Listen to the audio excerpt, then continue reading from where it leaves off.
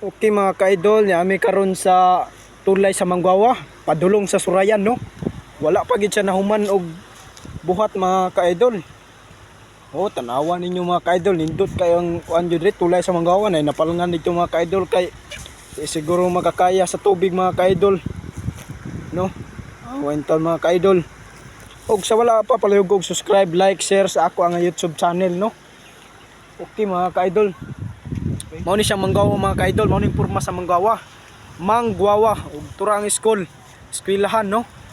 Mga ka-idol.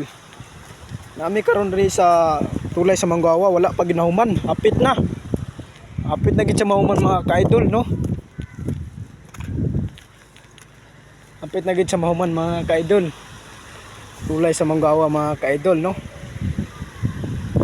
Perte gid kanindot diri, anindot kay view mga ka-idol. Nindot jud kaayo. Di gid mo magmahay mga ka-idol. Perte kanindot. Manggwawa gid. Daghang salamat ug maayong adlaw. God bless you, to God be the glory.